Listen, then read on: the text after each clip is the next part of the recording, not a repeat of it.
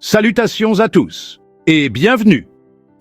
Aujourd'hui, nous allons nous plonger dans l'histoire fascinante d'Abraham, un nom gravé dans les annales de l'histoire et des Écritures. Révéré comme un patriarche, un prophète, le père de nombreuses nations, l'histoire d'Abraham est une pierre angulaire de la foi pour des millions de personnes à travers le monde. Du cœur de la Mésopotamie, Abraham a répondu à un appel divin, laissant derrière lui sa patrie et sa famille pour s'aventurer vers l'inconnu. Et s'il y avait plus à découvrir dans son histoire? Et si le récit traditionnel, empreint de respect et d'admiration, dissimulait une facette plus complexe, plus humaine d'Abraham? C'est ce que nous allons explorer aujourd'hui. L'histoire d'Abraham est aussi familière que puissante. Choisi par Dieu, il reçoit la promesse d'une terre, d'une descendance aussi nombreuse que les étoiles. Mais que se passe-t-il si ce récit traditionnel, aussi captivant soit-il, ne raconte pas tout? Et si nous prêtions l'oreille aux voix oubliées, aux perspectives que le récit dominant a négligées, pour saisir pleinement la portée de ses choix, il nous faut regarder au-delà de la représentation héroïque traditionnelle. En nous aventurant dans l'ombre, en prêtant attention aux murmures de l'histoire, nous pouvons commencer à reconstituer un tableau plus complet. Notre histoire commence dans l'antique cité d'Ur, nichée au cœur de la fertile Mésopotamie. Ici, parmi les marchés animés et les imposantes ziggourats, vivait Abraham, un homme choisi par Dieu pour un destin qui dépassait de loin tout ce qu'il pouvait imaginer. Cet appel, cette convocation divine, n'était pas une requête, mais un ordre, un impératif à abandonner le connu et à embrasser un avenir enveloppé d'incertitude. Les Écritures nous disent qu'Abraham n'a pas hésité, qu'il n'a pas douté.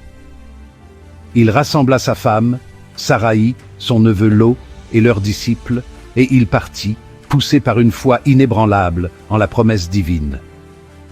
Cet acte d'obéissance radicale, ce saut dans le vide de la foi, constitue le fondement du récit héroïque d'Abraham. Laissant derrière eux les plaines fertiles d'Ur, Abraham et son entourage se lancèrent dans un voyage périlleux. Imaginez, si vous le pouvez, la chaleur torride du désert, les vents violents, la menace constante des bandits et des bêtes sauvages. Le voyage fut long, ardu, semé d'embûches, un témoignage de leur foi inébranlable. Et pourtant, malgré les difficultés, il y eut des moments de grâce, d'intervention divine.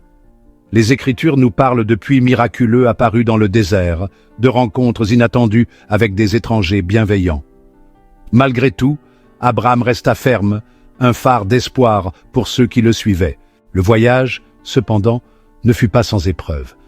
Craignant pour leur vie, lui et Saraï se retrouvèrent pris au piège d'un tissu de tromperie en Égypte, une histoire vieille comme le monde, la survie au prix de la vérité. Malgré ces défis, la foi d'Abraham ne faiblit jamais vraiment. Et puis, après des années d'errance, la terre promise appela Canaan, une terre où coule le lait et le miel. The covenant between God and Abraham is a cornerstone of faith. God promised Abraham a land, a nation, a progeny as numerous as the stars. In return, Abraham and his descendants were to follow God's path, to uphold justice and righteousness.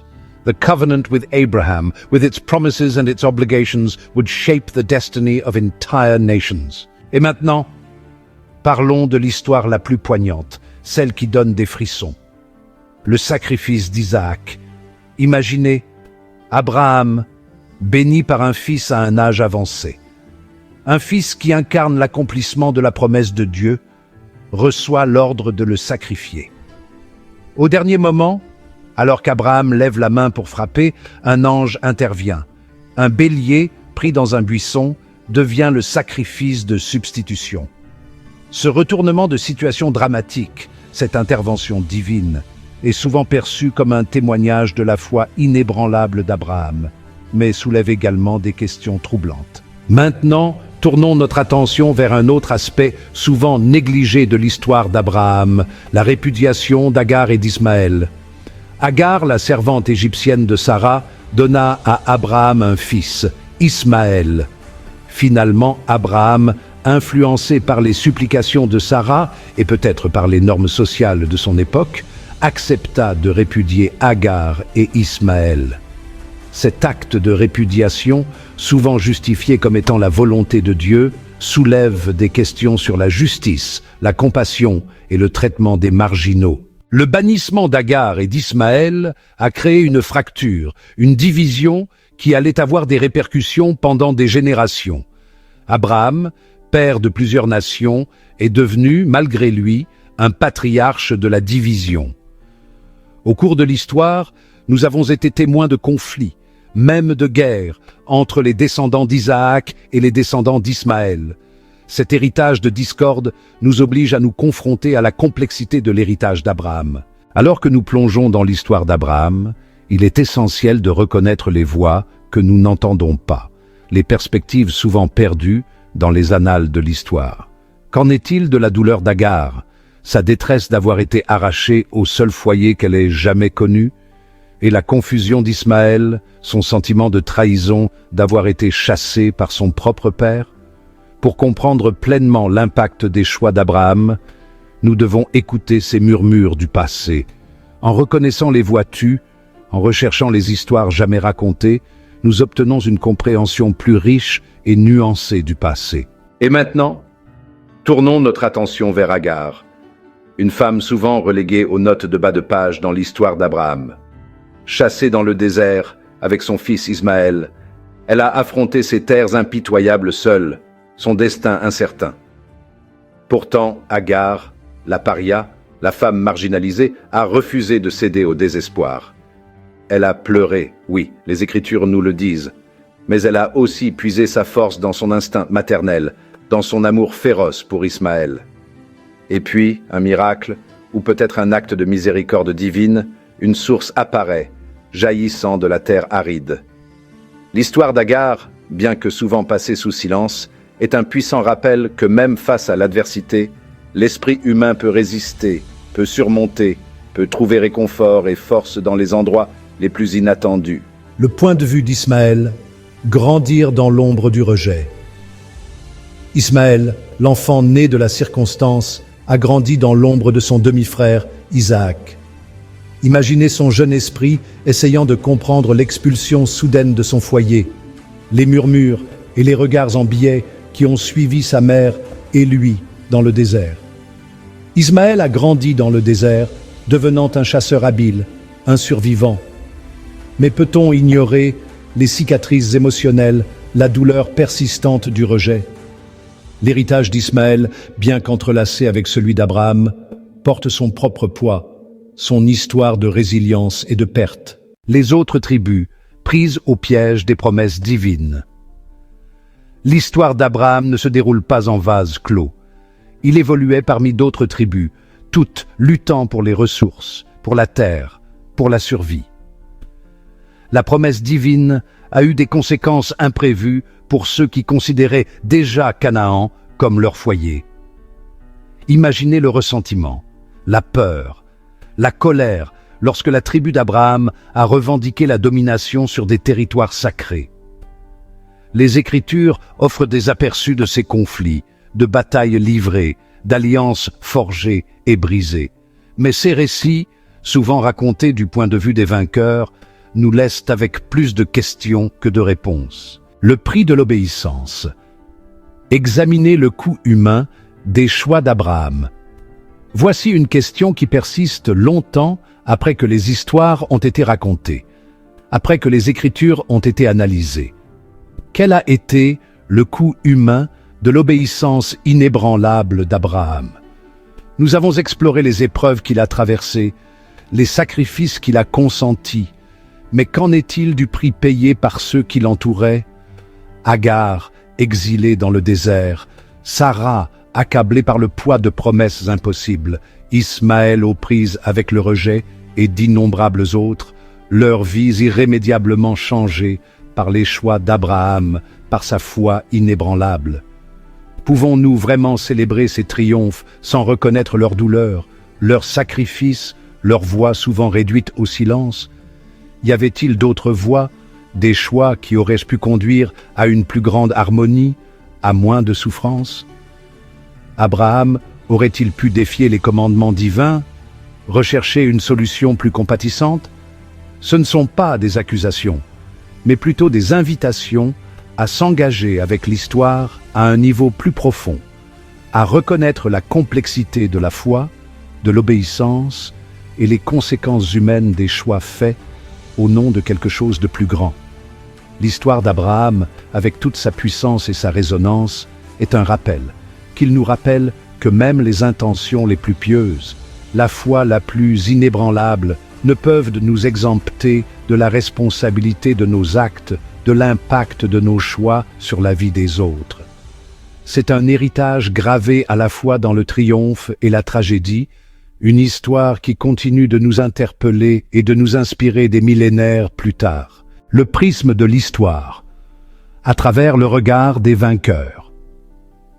Nous avons entendu les récits des triomphes d'Abraham, de sa foi inébranlable, de son rôle crucial dans la formation de l'histoire religieuse.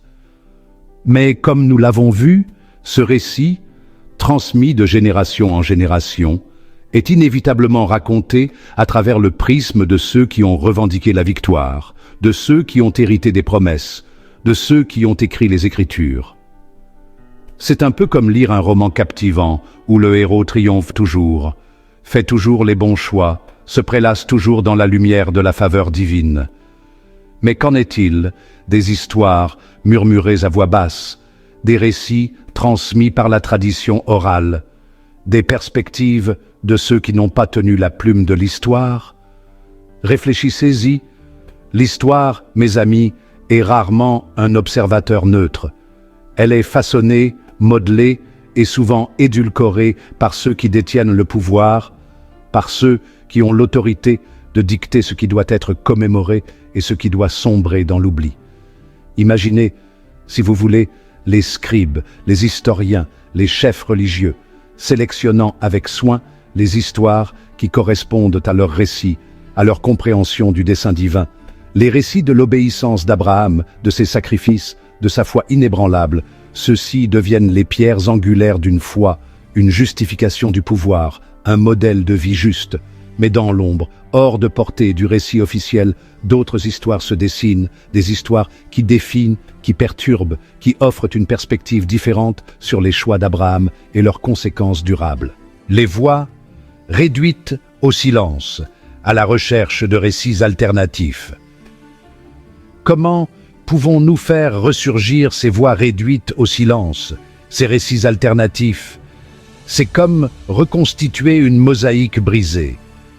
Nous nous tournons vers les traditions orales, les preuves archéologiques et les murmures de dissidence qui ont traversé les âges. Pensez aux histoires transmises de génération en génération par les tribus bédouines qui offrent une perspective différente sur l'alliance et l'exil. Ce ne sont pas seulement des contes autour d'un feu, ce sont des fils dans une riche tapisserie d'expériences humaines. Remettre en question le récit dominant, repenser le pouvoir et la perspective. Maintenant, remettre en question le récit dominant ne signifie pas faire tomber les héros ou réécrire l'histoire pour l'adapter aux sensibilités modernes. Il s'agit de reconnaître que l'histoire est rarement noire ou blanche, que même les figures les plus vénérées sont des enfants de leur temps, leurs choix étant façonnés par les normes culturelles, les dynamiques de pouvoir et leur propre compréhension du divin. Lorsque nous reconnaissons les dynamiques de pouvoir en jeu, nous commençons à voir comment l'histoire d'Abraham, comme beaucoup de récits historiques, reflète les points de vue de ceux qui sont en position d'autorité. Il était, après tout, un patriarche, un chef de tribu, un homme qui a pris des décisions qui ont eu un impact sur la vie de nombreuses personnes.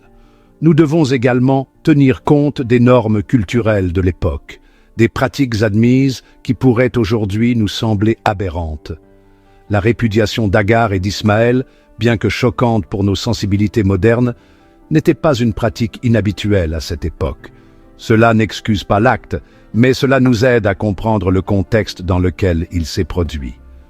En appliquant cette lentille critique, en nous posant des questions difficiles sur le pouvoir, la perspective et le contexte culturel, nous pouvons dépasser les notions simplistes de héros et de méchant, et nous confronter aux complexités du passé d'une manière plus nuancée et significative. Au-delà de la dualité, embrasser la complexité de l'héritage d'Abraham. Alors, Abraham était-il un héros ou un oppresseur? La réponse, mes amis, est rarement aussi simple. La vérité, comme souvent, se trouve quelque part dans cet espace flou et complexe entre ces deux extrêmes.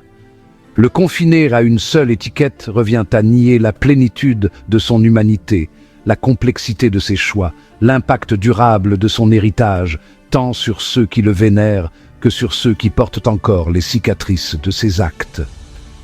Au lieu de chercher des réponses faciles, embrassons l'ambiguïté, les vérités inconfortables qui remettent en question nos idées préconçues. Reconnaissons la douleur infligée au nom de la foi, les voix réduites au silence, les histoires jamais racontées. Reconnaissons que même les figures les plus vénérées sont capables à la fois d'une grande compassion et d'une grande cruauté, souvent au cours d'une même vie. L'héritage d'Abraham est une tapisserie tissée de fils de foi, d'obéissance, de sacrifice, mais aussi de trahison, de perte et de conflits durables. C'est un héritage qui continue de façonner notre monde, pour le meilleur et pour le pire.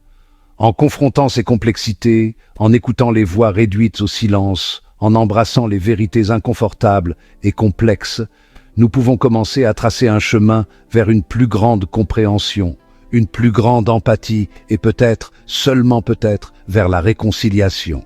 Un héritage de contradictions. Voilà l'histoire. L'histoire d'Abraham, un homme vénéré comme un patriarche, un prophète, un père de la foi. Et pourtant, un homme dont les choix ont aussi projeté une longue ombre, laissant derrière eux un sillage de conséquences imprévues, de douleurs et de déplacements, mêlés à une foi inébranlable et à une promesse divine. C'est une histoire à la fois stimulante et troublante, un témoignage de la complexité de la nature humaine, même dans le royaume du divin. Nous avons voyagé de la ville animée d'Ur, au désert désolé de Beer-Sheva, témoin de la foi inébranlable d'Abraham, de son obéissance absolue au commandement de Dieu, mais aussi du coût humain de cette dévotion.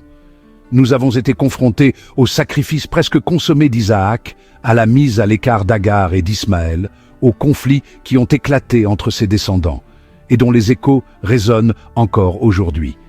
Il est tentant de simplifier, de catégoriser, d'étiqueter Abraham comme un héros ou un méchant, mais l'histoire, tout comme la vie elle-même, résiste à ces classifications faciles.